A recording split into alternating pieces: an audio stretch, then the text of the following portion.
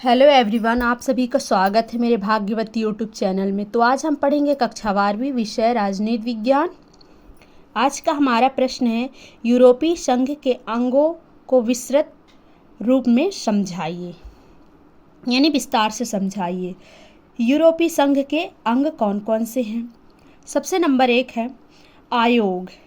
यह यूनियन की कार्यकारी संस्था है। यूनियन की जो है कार्यकारी संस्था है। क्या है? आयोग जो है यूनियन की कार्यकारी संस्था है।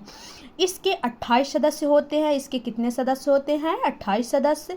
इसके सदस्य 5 वर्ष की अवधि के लिए चुने जाते हैं। मतलब इसके जो सदस्य होते हैं वो 5 वर्ष के अवधि के लिए चुने जाते हैं। दूसरा नंबर है परिषद। परिषद यूरोपीय संघ की नीति निर्धारक संस्था है। परिषद जो होती है यह यूरोपीय संघ की जो है नीति को निर्धारण करने वाली संस्था है। यह आयोग के प्रस्तावों पर विचार करती है। आयोग के जो प्रस्ताव होते हैं उन पर क्या करती है? विचार करती है। यह सभी राष्ट्रों की आर्थिक नीतियों में समन्वय तथा संधियों को लागू करने हेतु उत्तरदायी है।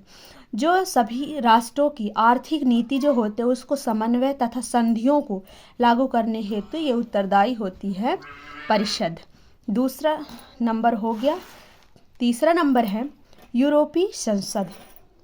यूरोपीय संसद में 751 सदस्य होते हैं जो जनता के द्वारा 5 वर्ष के लिए चुने जाते हैं। यानी कि यूरोपीय संसद कैसे होते हैं?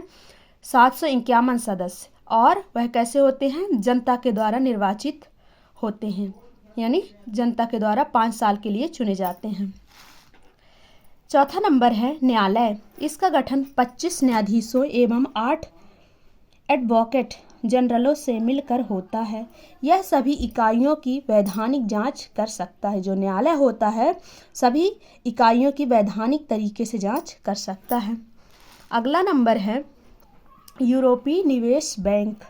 विभिन्न प्रोजेक्टों को धन देकर समुदाय के हितों की रक्षा करके तथा साझे बाजार के संतुलित विकास के लिए कार्य करना है। ये है जो यूरोपीय निवेश बैंक का कार्य कहलाता है।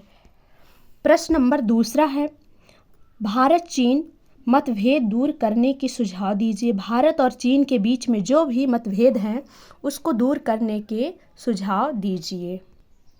पहला नंबर है सांस्कृतिक संबंधों का निर्माण। चीन और भारत देश के बीच सांस्कृतिक संबंध होते हैं, वो संबंध जो है वो सुदृढ़ हो। भाषा और साहित्य का आदान प्रदान हो, यानी भारत और चीन के बीच क्या हो? संस्कृति का संबंध एकदम सुदृढ़ हो, और भाषा और साहित्य का आदान प्रदान हो। एक दूसरे के देश में लोग भाषा और साहित्य का अध्ययन करें। एक दूसरे देश में लोग जो है भाषा और साहित्य का अध्ययन करें। दूसरा नंबर है नेताओं का आवागमन। दोनों ही देशों के प्रमुख नेताओं का एक दूसरे देश में आना जाना रहना चाहिए। नेताओं का आवागमन यानी कि आना जाना बना रहना चाहिए एक दूसरे देश में, ताकि वे अपने विचारों का आदान प्रदान कर सकें, जिससे कि सद्भाव और सहयोग की भावना पैदा हो। दूसरा नंबर क्या है? नेताओं का आवागमन होना चाहिए, यानी कि एक दूसरे देश में नेता जो आते जाते रहें और उनसे क्या होगा? विचारों का आदान प्रदान होगा, जिससे सद्भावना और सहयोग की भाव पैदा होते रहेगा।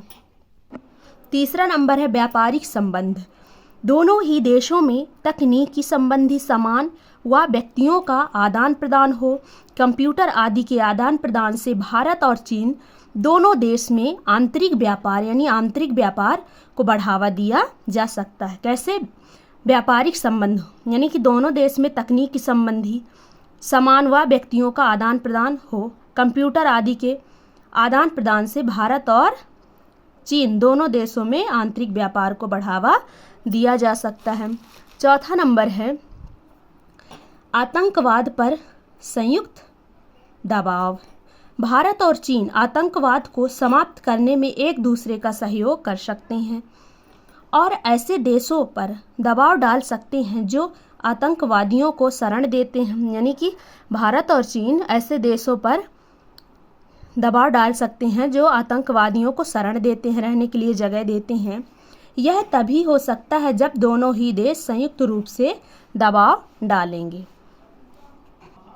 अगला नंबर है पर्यावरण सुरक्षा समस्या का समाधान। दोनों ही देश पर्यावरण सुरक्षा की समस्या का संयुक्त रूप से समाधान कर सकते हैं और एक दूसरे देश में प्रदूषण फैलाने वाली समस्या को दूर करने में सहयोग भी कर सकते हैं। तो दोस्तों आज के लिए बस इतना ही। आपको ये वीडियो कैसा लगा आप कमेंट के माध्यम से अपना फीडबैक ज़रूर दीजिएगा। तब तक के लिए जय हिंद, वंदे मातरम।